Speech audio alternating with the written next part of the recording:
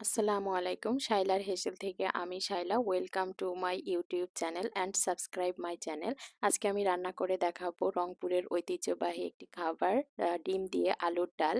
আর এই খাবারটা আমার খুবই পছন্দর। এটা রান্না করলে আমার মাছ মাংস লাগে না। যেদিন আমি বাসায় এই আলুর ডালটা রান্না করি ওই দিন আমার মাছ মাংস লাগে না। এত টেস্টি, এত মজাদার একটি খাবার। তো চলেন শেয়ার করি।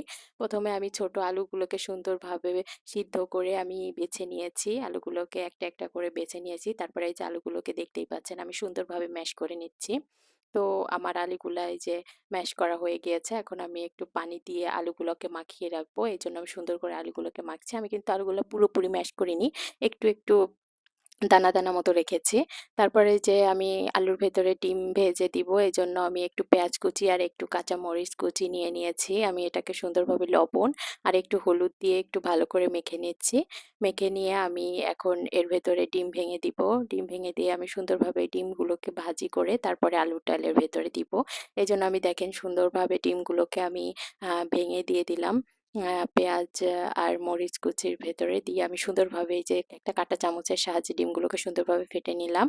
তারপরে আমি একটা ফ্রাই প্যানে দিয়ে দিলাম একটু সয়াবিন তেল। দেখতেই পাচ্ছেন সয়াবিন তেলটা গরম হয়ে গিয়েছে। এখন আমি এই ডিমগুলোকে ফেটে রাখা ডিমটা দিয়ে দিলাম। আমি একসাথেই ৩ টা ডিম ভাজি করে নিচ্ছি যাতে একটু মোটা, মোটা টাইপের হয়। তো আমি এই যে ডিমগুলোকে আমার হয়ে গিয়েছে দেখেন আমি একটু কড়া করেই ভেজে নিয়েছি একটু ব্রাউন কালার করে।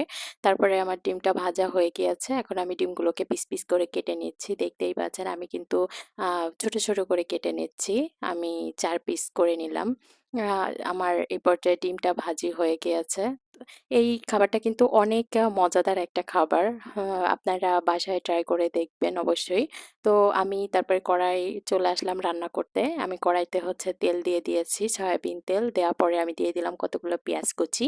আমি পেঁয়াজটা ভেজে নিচ্ছি। এটা আমি পুরোপুরি ভাজবো না। আ সামান্য একটু ভেজে নিবো। তো এর ভেতরে আমি ২ টো এলাচ আর ২ টো দারচিনি দিয়ে দিলাম। কারণ আমার কাছে মনে হয় এলাচ দিলে একটু ঘ্রাণটা ভালো আসে এজন্য আমি দিলাম। আ তারপরে আমি কয়েকটা কাঁচামরিচ কেটে দিয়ে দিলাম ওর ভেতরে। আমি দেখতেই পাচ্ছেন সুন্দরভাবে এখন এটাকে নেড়েচেড়ে নিচ্ছি। তারপরে দিয়ে দিলাম একটু আদা বাটা, একটু রসুন বাটা আর একটু জিরা বাটা। আমি জিরাটা বেটে দিলে আমার কাছে ভালো লাগে। এজন্য আমি জিরাটা বেটে দিয়েছি। কেউ চাইলে জিরা গুঁড়াও দিতে পারেন। তারপরে দিয়ে দিলাম আমি হচ্ছে একটু লবণ, হলুদ আর শুকনা মরিচের গুঁড়া আর দিয়ে দিয়েছি ধনিয়ার গুঁড়া। তারপরে আমি আরেকটু সুন্দরভাবে নেড়ে-চেড়ে আমার কাছে মনে হয়েছে তেলটা একটু কম হয়েছে। আমি আরেকটু তেল এড করলাম। তারপর আমি সুন্দরভাবে নেড়ে-চেড়ে নিলাম। মসলাটাকে খুব সুন্দরভাবে নেড়ে তারপরে আমি দিয়ে দিলাম একটু পানি। পানি দিয়ে আমি এখন মসলাটাকে কষিয়ে নিবো ভালোভাবে। মসলাটা কাঁচা থাকলে অবশ্যই ভালো আসবে না। তারপরে আমি একটু ঢাকা দিয়ে রাখলাম। তো আমি ঢেকে ৫ মিনিট পরে আমি ঢাকনাটা তুললাম। দেখলাম যে আমার মসলাটা সুন্দরভাবে কষানো হয়ে গিয়েছে। কাঁচা মসলার ভেতরে অবশ্যই দিবেন না, মসলাটাকে কষিয়ে নিবেন। তারপরে আমি আগে থেকে ম্যাশ করে রাখা আলু যেটা আমি মাখিয়ে রেখেছিলাম, ওই আলুটা সুন্দরভাবে দিয়ে দিয়েছি। দিয়ে আমি এখন মসলার সাথে খুব সুন্দরভাবে এটাকে আ নেড়েচেড়ে নিচ্ছি যাতে আমার মসলার সাথে আলুগুলা খুব ভালোভাবে মিশে যায়। দেখতেই পাচ্ছেন মসলার সাথে আমার আলুগুলা খুব সুন্দরভাবে মিশে গিয়েছে। তো এই পর্যায়ে আমি আরো ভালো করে একটু মিশিয়ে নিয়ে তারপরে আমি দিয়ে দিলাম পানি পরিমাণ মতো। একটু পানি আলু যেহেতু আপনি পানি কম দিলে আলু কিন্তু ঘন হয় তাড়াতাড়ি। এজন্য আমি একটু পরিমাণ মতো পানি দিলাম। আ ওটা যে যার পরিমাণ মতো দিবেন। তারপরে আমি আরেকটু ঢাকা দিয়ে ৬-৭ মিনিট পরে তুলে দেখলাম যে আমার আলুটা অনেকটা ঘন হয়ে এসেছে।